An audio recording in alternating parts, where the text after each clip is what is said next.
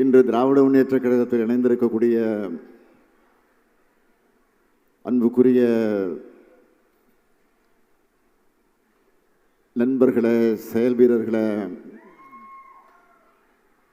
அருமை தாய்மார்களே,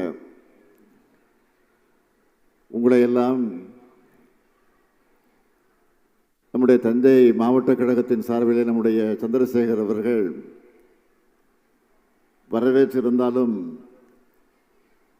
தலைமை கழகத்தின் சார்பில் நான் உங்கள் அனைவரையும் வருக வருக வருக என்று வரவேற்க கடமைப்பட்டிருக்கிறேன்.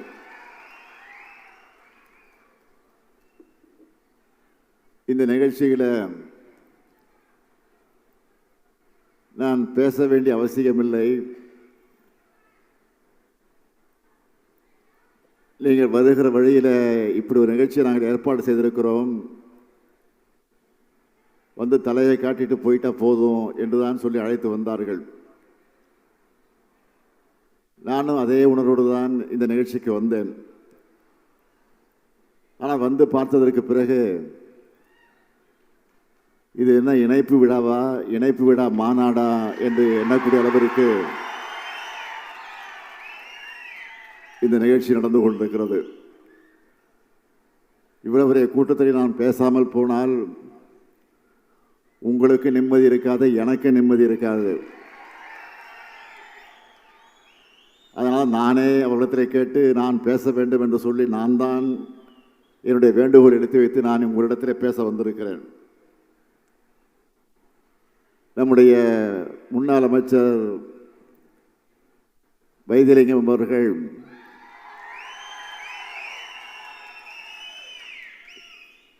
தாய் கழகமாக நம்முடைய திராவிட முன்னேற்ற கழகத்தில் தன்னை இணைத்துக் கொண்டு அவர் அண்ணா அறிவாலயத்திற்கு வந்து அங்கே வந்து தன்னை இணைத்துக் கொண்டு அதற்கு பின்னால் ஒரு வார காலத்திற்குள்ளாக இந்த சிறப்பான இணைப்பு விழா நிகழ்ச்சியை நடத்தி கொண்டிருக்கிறார் என்று சொன்னால் உள்ளபடிய நான் எதிர்பார்த்ததை விட அதிகமான அளவிற்கு இந்த இயக்கத்தில் தன்னை ஒப்படைத்துக் கொண்டு சிறப்பாக பணியாற்றுவார் என்ற நம்பிக்கை எனக்கு மட்டுமல்ல, திராவிட முன்னேற்ற கழகத்தில் இருக்கக்கூடிய ஒவ்வொருவருக்கும் வந்திருக்கிறது என்பதை இந்த நேரத்தில் நான் தெரிவித்துக் கொள்ள விரும்புகிறேன். நான் வைத்திலிங்கம் அவர்களை பல நேரங்களில் பார்த்தது உண்டு. மறைந்த மக்கள் திலகம் எம்ஜிஆர் அவர்கள், அதைத் தொடர்ந்து அம்மையார் ஜெயலலிதா அவர்களுடைய தலைமையில் நம்முடைய வைத்திலிங்கம் அவர்கள் பணியாற்றுகிற இடத்தில் அவர்களுக்கு விசுவாசமாக இருந்து சிறப்பாக சுறுசுறுப்பாக எல்லாரையும் கவரக்கூடிய வகையில் கவர்ந்து அவர் பணியாற்றி அந்த காட்சியை நாம் பார்த்தது உண்டு. ஆனால் எம்ஜிஆர் மறைவுக்கு பிறகு, அம்மையார் ஜெயலலிதா மறைவுக்கு பிறகு அதிமுக கட்சி என்பது உடைந்து அது சின்ன பின்னமாகி இருந்த நிலையில் அப்பொழுது அவர் சட்டமன்றத்தில் வந்து அமர்ந்திருக்கிற அந்த காட்சியை நான் பார்ப்பேன். அவர் முகத்தில் ஒரு சோர்வு இருந்து கொண்டே இருக்கும். எதையோ பறி கொடுத்தது போல உட்கார்ந்து இருப்பார்.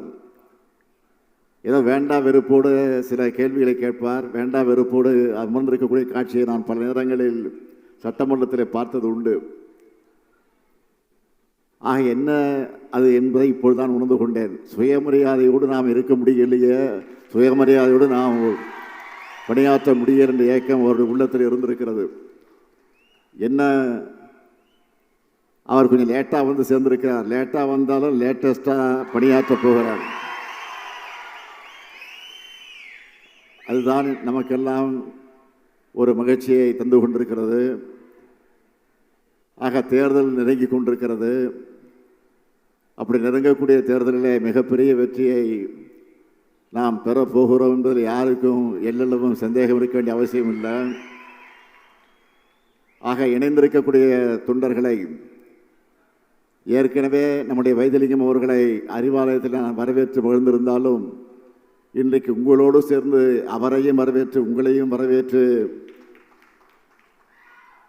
தேர்தல் பணி ஆற்ற உறுதியெடுப்போம், சபதமேற்போம். மீண்டும் நம்முடைய திராவிட மாடல் அரசு உதயமாகி ஏற்கனவே செய்திருக்கக்கூடிய சாதனைகளை மிஞ்சக்கூடிய அளவிற்கு மேலும் பல சாதனைகளை உருவாக்கி தருவதற்கு நம்முடைய பணி மும்முரமாக இருக்க வேண்டும் என்று உங்களை எல்லாம் கேட்டுக்கொண்டு, வெல்வோம் 200, படைப்போம் வரலாறு, வெல்வோம் ஒன்றாக என்று கூறி மீண்டும் உங்களை தாய் கழகத்தின் சார்பில் வருக வருக என வரவேற்று விடைபெறுகிறேன். நன்றி, வணக்கம்.